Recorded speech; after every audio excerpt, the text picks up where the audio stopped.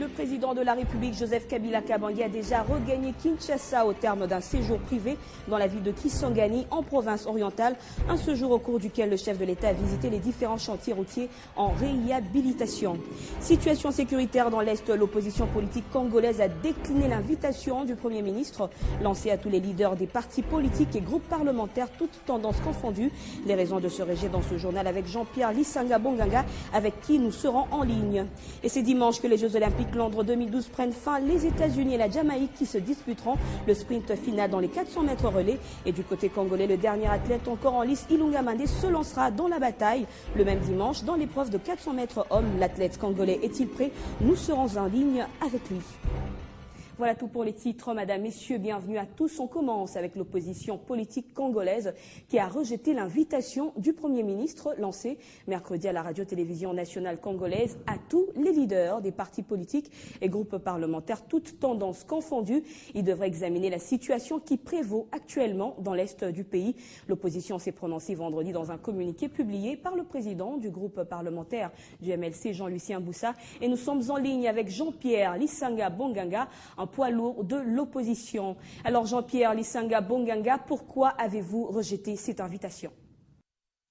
Nous voulons dire ceci.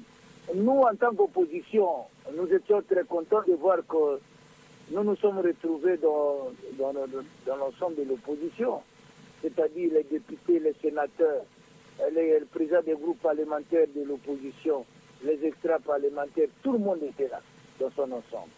Mais pour nous considérons que nous sommes une opposition responsable, une opposition républicaine. Aujourd'hui, le Premier ministre a invité l'opposition. Dans une rencontre où il y a la majorité au pouvoir qui gère par défi, où il y a le groupe qu'on appelle centriste, on ne sait pas qui est centriste, qui ne l'est pas, et il y a l'opposition. Nous avons considéré qu'on allait se retrouver dans une sorte de fourre-tout, où il y a tout le monde là-bas, et on ne peut même pas parler de quelque chose de sérieux dans cet état-là. Et le deuxième élément pour nous, c'est ce que nous avons appelé au niveau de l'opposition défaut de qualité. Le Premier ministre nous invite. D'abord, il faut d'abord qu'on parle d'abord de sa cohésion.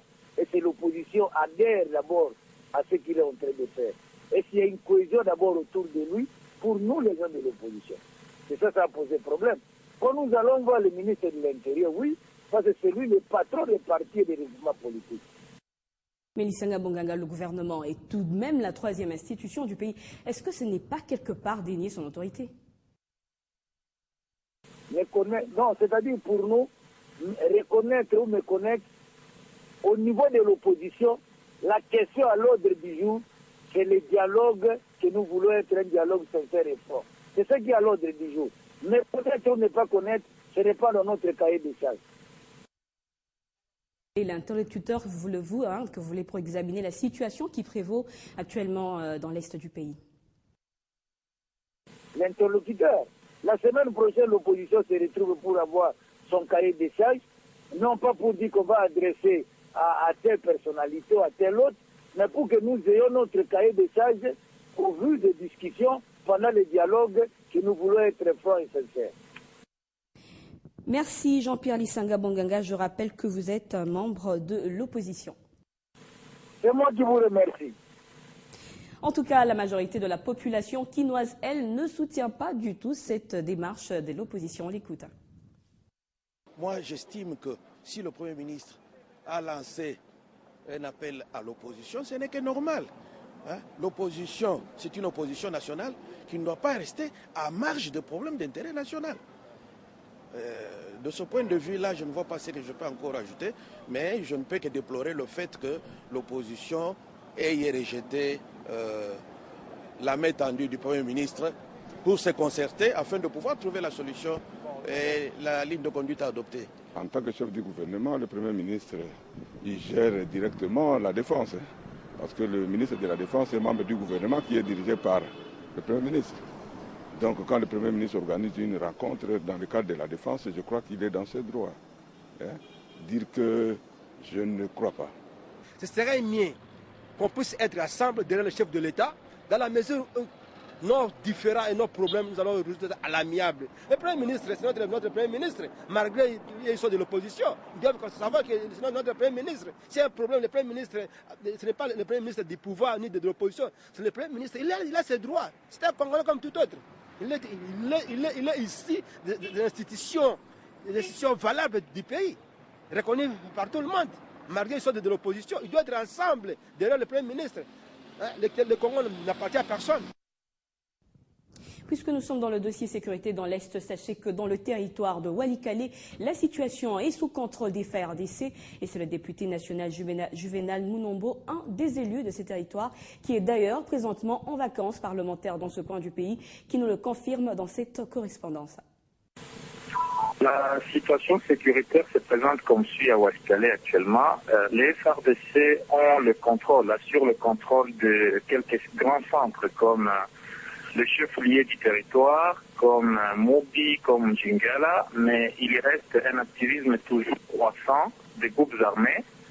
Et actuellement, les Raïa Mutomboki essaient de progresser ils sont en train de pourchasser les FDLR vers les groupements de Luberiké. Il reste aussi des groupes actifs comme le FDLR et d'autres comme le groupe Tcheka et les FDC, appelés également guides ou autodéfense. Alors, sur le plan humanitaire, on note aussi la présence de beaucoup de déplacés de guerre qui n'ont pas encore reçu une assistance suffisante de la part du gouvernement et de la communauté humanitaire. On note aussi un besoin pressant en médicaments pour les blessés de guerre et autres personnes qui sont à l'hôpital, hospitalisées donc à Walikale Centre. Grosso modo, la situation à Walikale et ce qu'a été les retombées ou les analyses que je peux faire par rapport à la table ronde que j'ai organisée là-bas. Merci Juvenal Mulombo. Vous le savez, le président de la République, Joseph Kabila Kabange, a regagné Kinshasa vendredi au terme d'un séjour privé dans la ville de Kisangani, en province orientale, où il était arrivé mercredi dernier en provenance de Kampala, en Ouganda. Jeudi, le président Joseph Kabila a visité les différents chantiers routiers en réhabilitation dans la ville de Kisangani. Après Kampala, où les chefs de l'État avaient participé du 7 au 8 août 2012 au sommet extraordinaire des chefs d'État, 2 pays membres de la conférence internationale pour la région des Grands Lacs, sommet qui a décidé que des actions vigoureuses soient menées en vue de la cessation des combats dans la partie est de la RDC, sans exclure la possibilité d'envisager des sanctions à l'endroit de ceux qui obstruent le processus de paix dans cette partie du territoire national. Avant de regagner Kinshasa, le président de la République a transité par Kisangani, où il a visité jeudi les différents chantiers routiers en réhabilitation dans cette ville. Il a tenu à se rendre compte de l'évolution des travaux de ces chantiers dans le cadre de la révolution de la modernité qu'il a initiée en vue de doter les différentes villes du pays des structures modernes et viables. Après avoir promis la réhabilitation de la voirie urbaine de cette ville, les paroles sont liées aux actes. Et c'est vendredi après-midi, au terme d'un séjour dans la ville de Kisangani, Joseph Kabila a regagné Kinshasa, la capitale.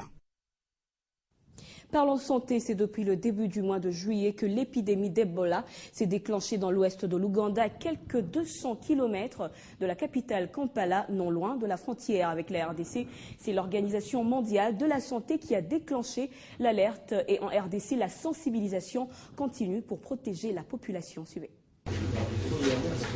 À Kinshasa, l'heure est à la sensibilisation.